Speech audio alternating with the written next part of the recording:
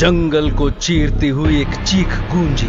घने जंगल में से दौड़ती हुई वो चीख पास के गांव के एक घर तक पहुंची। घर में सोते हुए बच्चे की आंख खुली। माँ। उसके बगल में सोई उसकी माँ ने उसके सर पे हाथ फेरा। अरे सो जा बेटा, कुछ नहीं हुआ, सो जा। माँ के प्यार में महफूज वो बच्चा फिर से लेट गया। उसकी माँ प्यार से अपने बच्चे की पीठ सहला रही थी, लेकिन उसका दिल जोरों से धड़क रहा था। रात सुनसान थी, हवा बोझिल थी और जंगल खामोश था। चारों तरफ घुप अंधेरा। काले अंधेरे और रात की खामोशी में सिर्फ एक आवाज गूंज रही थी। तभी कहीं दूर एक रोशनी चमकी। कोई राहगीर जंगल में मुड़ा। मोबाइल की फ्लैश लाइट जलाए एक आदमी जंगल में से गुजर रहा था। मोटी जैकेट पहने हुए भी वो आदमी ठंड में ठिठुर रहा था।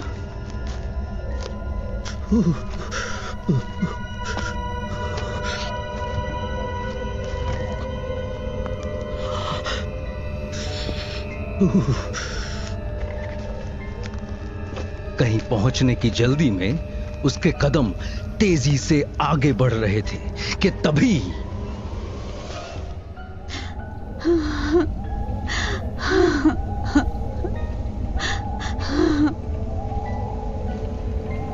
किसी के सिसकने की आवाज सुनकर उस आदमी के कदम रुक गए। उसने मोबाइल में टाइम देखा। रात के 2 बज रहे थे। जब वो मोबाइल की स्क्रीन देख रहा था, उस समय मोबाइल के पीछे जलती फ्लैशलाइट में कुछ सामने आया था, पर ध्यान मोबाइल स्क्रीन पे होने की वजह से उसका ध्यान वहां पर नहीं गया।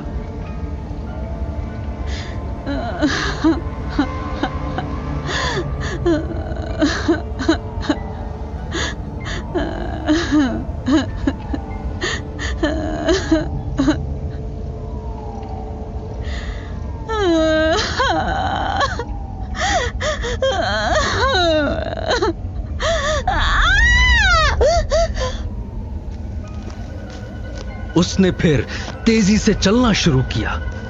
सिसकने की आवाज बढ़ने लगी। कुछ देर तेज चलने के बाद भी सिसकने की आवाज धीमी नहीं हुई। वो सिसकने की आवाज अब रोने की आवाज में बदल चुकी थी। चलते चलते उसके मोबाइल की फ्लैशलाइट सामने के एक पेड़ पे पड़ी। वो रुक गया। वो पेड़ ऊपर से नीचे तक सूखा हुआ था। आदमी ने आसपास देखा। उसे समझ नहीं आ रहा था कि आवाज कहां से आ रही थी। तभी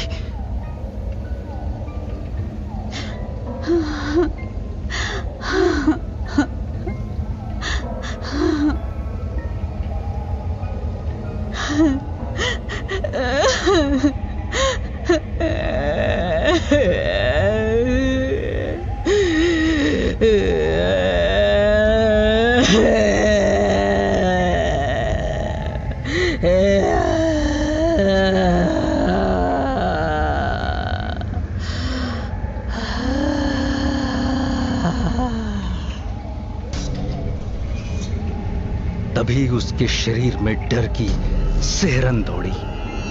उसकी गर्दन के पीछे रोंगटे खड़े हो गए। आवाज पेड़ के ऊपर से आ रही थी। आदमी ने कांपते हुए ऊपर देखा। पेड़ के तने से छिपकली की तरह एक काला साया चिपका हुआ था। उस साये की आंखें नहीं थी, पर वो आदमी जानता था कि साया उसे घूर रहा था। कड़ाके की ठंड में भी उसका चेहरा पसीने से लथपथ था।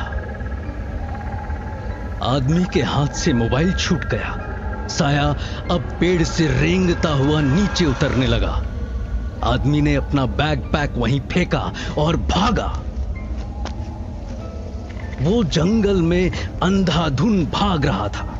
अचानक किसी ने उसे पीछे से जोर से पकड़ा। वो उस जकड़ में ऐसा थमा कि एक ही जगह पे जम गया। वो चाहते हुए भी हिल नहीं पा रहा था। डर से उसका सर चकराने लगा और फिर वही आवाज।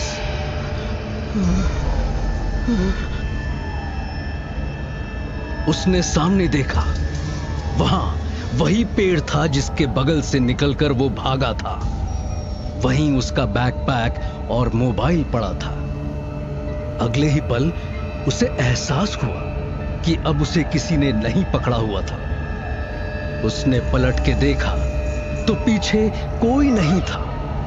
जब वापस मुड़ा तो देखा काला साया उसके चेहरे के ठीक सामने खड़ा था।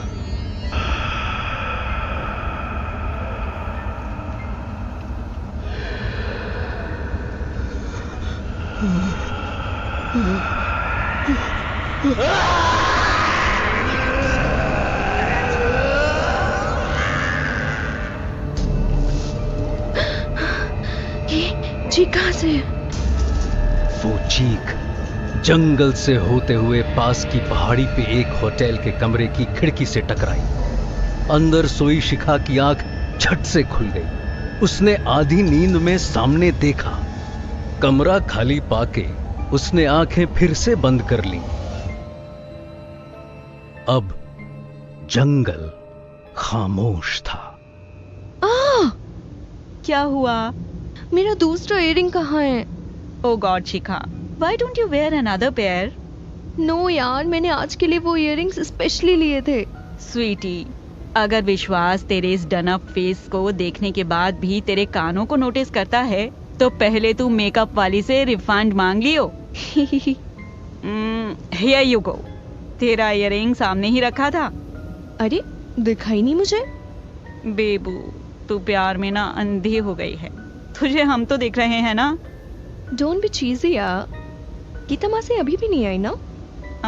फोन आया था उनका। She is reaching in 20 minutes.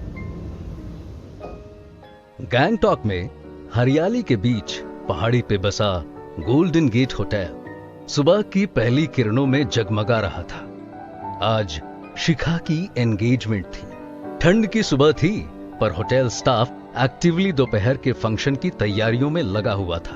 Kitchen में केओस था।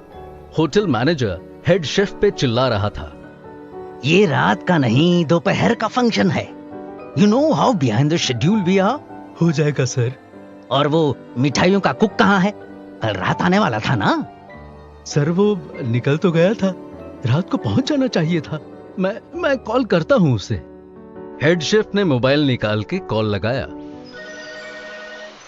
होटल से कुछ ही किलोमीटर दूर पास के जंगल में पत्तियों के बीच पड़ा एक मोबाइल रिंग हो रहा था।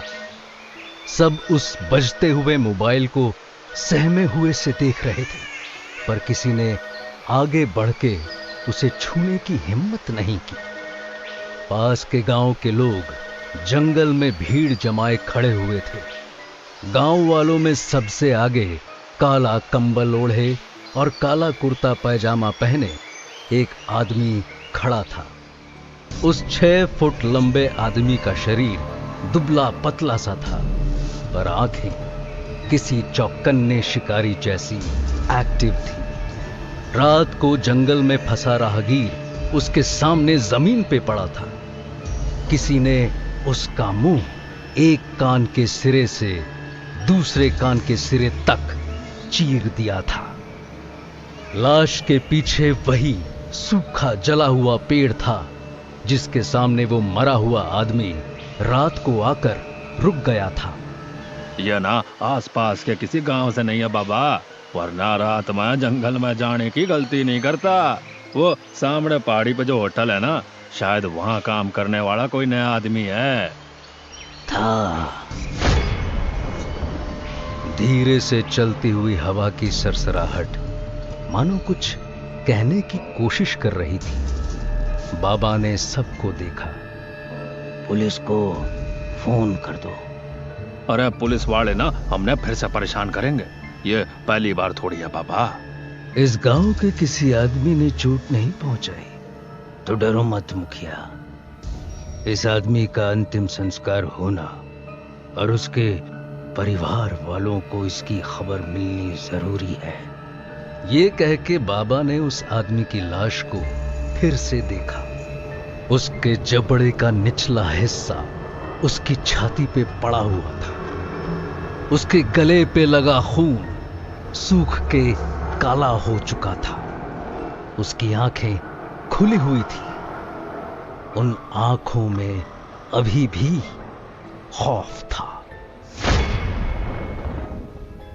गोल्डन गेट होटल के बेसमेंट के बड़े कम्युनिटी हॉल में कई लोग जमा थे।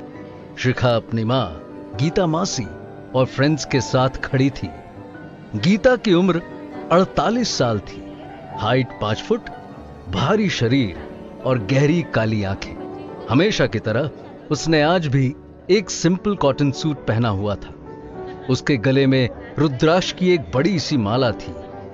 गीता अनमैरिड थी और शिखा को अपनी बेटी की तरह मानती थी। उसने प्यार से शिखा का चेहरा अपने हाथों में लिया। मेरी गुड़िया कितनी प्यारी लग रही है। सच्ची?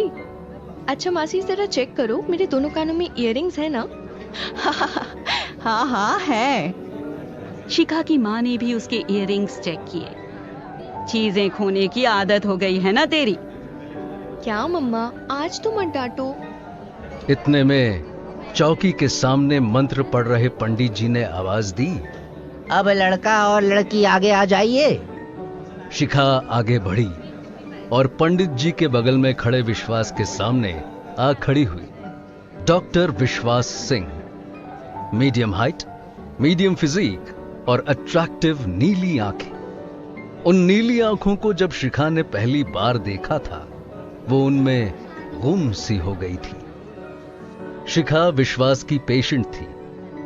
जब विश्वास ने पहली बार उसकी पल्स चेक करने के लिए उसका हाथ उठाया था, उसके टच से शिखा को अपने अंदर एक सेंसेशन सा फील हुआ था। वो तभी समझ गई थी कि उसकी और विश्वास की जान पहचान बहुत दूर तक जाने वाली थी। उसी शाम दोनों ने साथ में डिनर किया और 6 महीने डेट करने के बाद विश्वास ने उसे प्रपोज कर दिया। आज विश्वास शिखा का मंगेतर बनने वाला था। शिखा की खुशी 7वें आसमान में थी।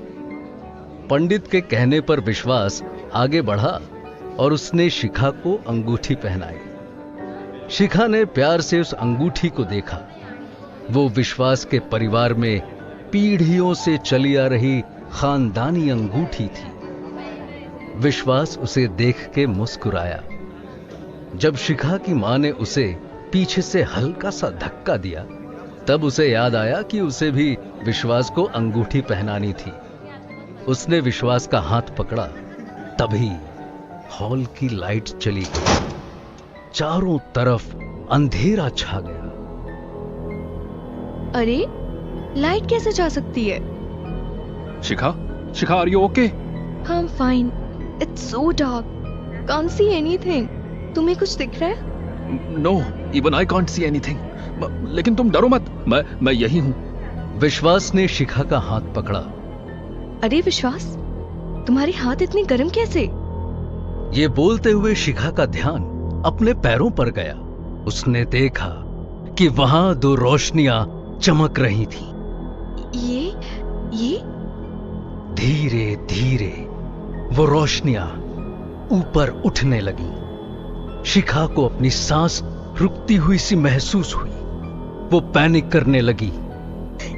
ये व्हाई कांट आई ब्रीथ? विश्वास, माँ, गीता मासी। अब वो 2 रोशनियां शिखा के ठीक सामने आकर टिक गई थी।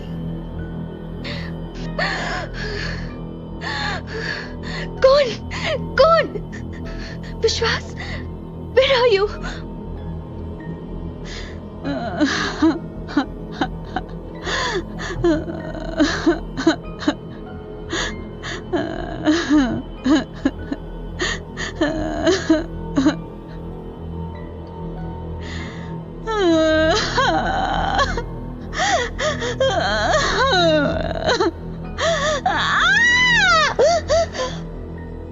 शिखा जोर से चिल्लाना चाहती थी, पर उसकी सांसें अटक रही थी। वो आंखें फैलाए उन दो रोशनियों के अंदर देख रही थी, जैसे किसी की आंखों में झांक रही हो। कि तभी